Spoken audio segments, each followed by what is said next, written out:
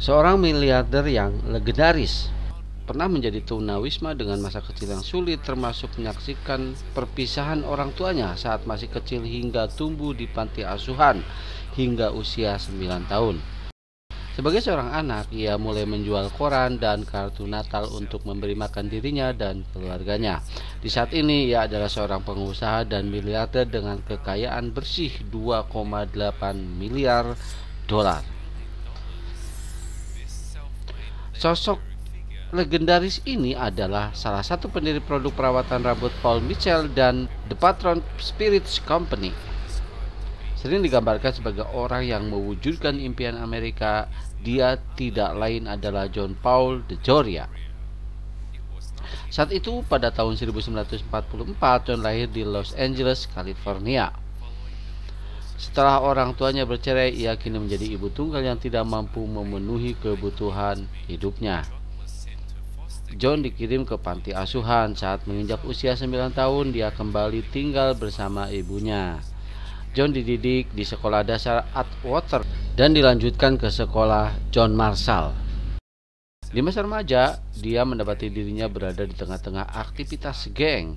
Untungnya dia dinasihati dan dibimbing oleh guru sekolah menengahnya yang akhirnya membuatnya melepaskan keterlibatannya. Setelah bertugas di Angkatan Laut Amerika Serikat selama 2 tahun, dia kembali tanpa uang untuk membiayai kuliahnya. Ia memilih pekerjaan sebagai penjual asuransi, ensiklopedia, sampo, dan juga petugas kebersihan dari rumah ke rumah. Pada saat usia 20 tahun, saat ia tinggal di Rolls Royce, ketika hidupnya tampak tidak memiliki arah, Anda mungkin bertanya-tanya bagaimana dia bisa berhasil. Saat ia memulai karirnya pada tahun 1966, istri pertamanya meninggalkannya bersama anak mereka. Dia akhirnya pergi dengan semua uang yang mereka peroleh.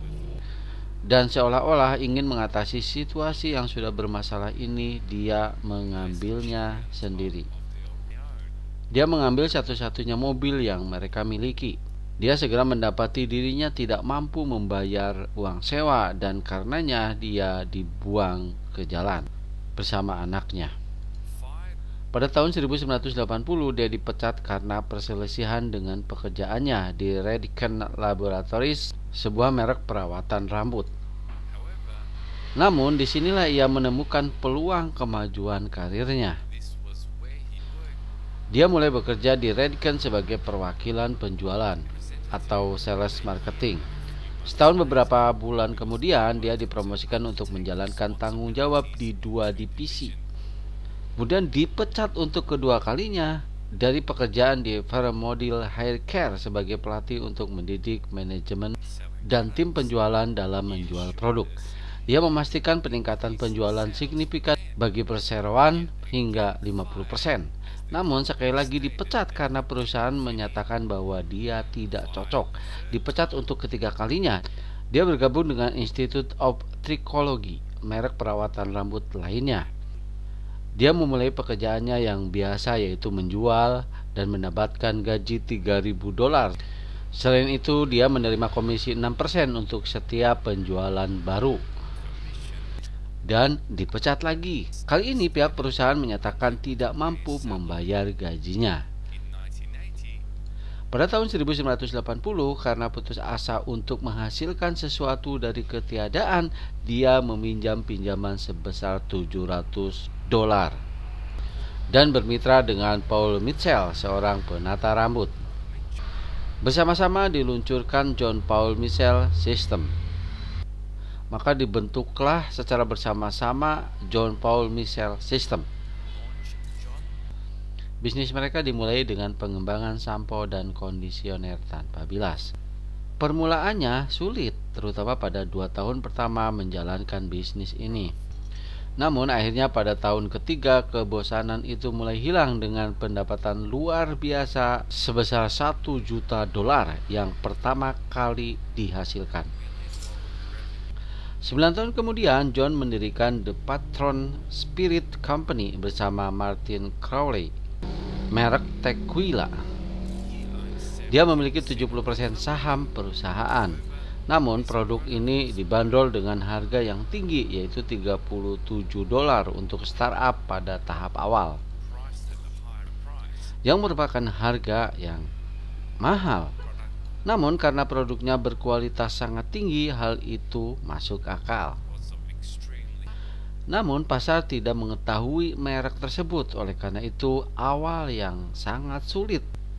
Namun kabar mulai menyebar dengan cepat dan mereka mulai menunjukkan keuntungan dalam beberapa bulan. Pada tahun 2018, perusahaan ini diakuisisi oleh Bacardi Limit senilai $5,1 miliar. John akan tetap menjadi ketua emeritus. Dia juga mendirikan jaringan klub malam House of Blues dan mempertahankan kepentingan di berbagai industri, mulai dari Ultimate Podcast hingga Solar Utility, John Paul Pet, Marquis, Yacht, Diamond Audio, hingga dealer Harley Davidson dan bahkan Diamond Company di Georgia.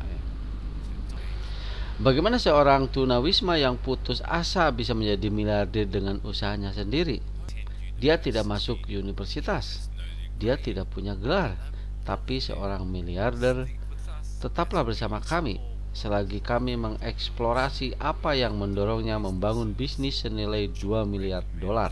John merekomendasikan bahwa jika seorang ingin memiliki dasar finansial yang kuat untuk sukses, hal pertama yang saya lakukan dan saya sarankan kepada semua orang adalah melunasi rumah Anda. Karena jika semuanya tidak berjalan dengan baik, Anda masih punya tempat tinggal. John dimulai sebagai seorang tunawisma yang putus asa. Kita bisa mempercayainya dalam hal ini. Tidak ada tempat yang lebih aman selain rumah. Setelah mendapatkan rumah, John merekomendasikan untuk menabung sejumlah uang ekstra untuk menutupi pengeluaran setidaknya 6 bulan ke depan. Jika terjadi hal yang tidak terduga, Anda akan memiliki uang ekstra di saku belakang Anda. Karena inilah yang pada akhirnya akan membuat Anda berkembang.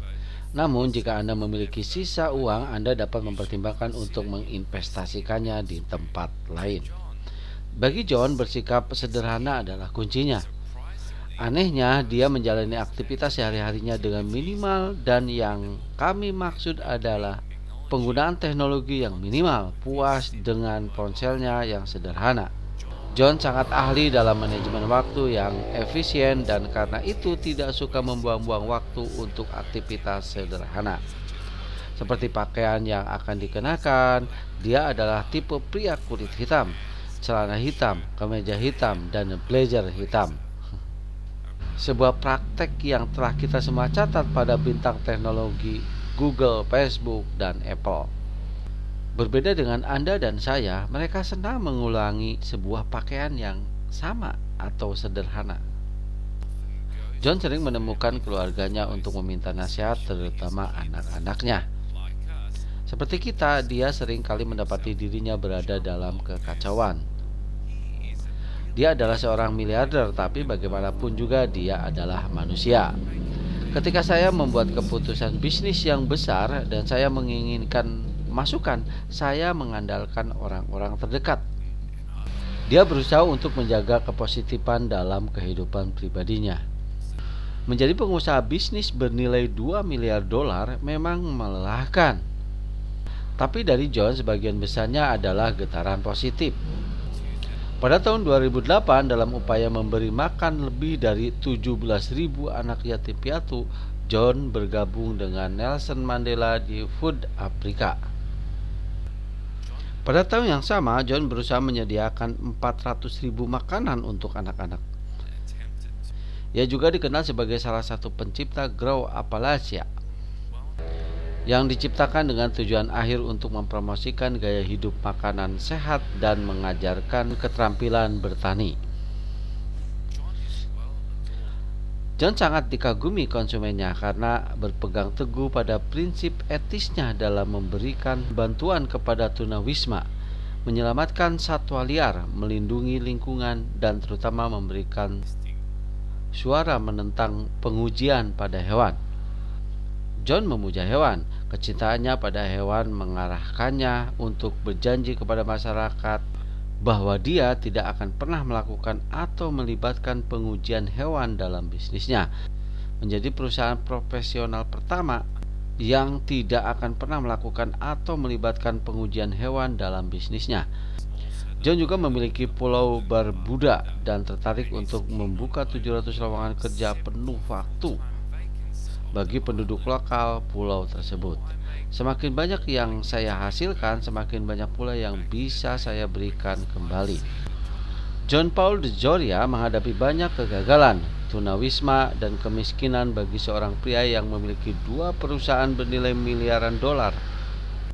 Beri kami pendapat Anda di komentar tentang John DeJoria dan bagaimana dia menginspirasi Anda hari ini. Ya, itulah kisah dari John DeJoria yang awalnya seorang tunawisma dan menjadi seorang miliarder, yang bisa dijadikan pelajaran diri, inspirasi, dan motivasi bagi kita untuk selalu berkarya dan berusaha. Dan jangan lupa pula untuk mengunjungi channel kisah-kisah sukses lainnya di sini yang dapat memberikan banyak pelajaran untuk kita agar kita pun bisa sukses.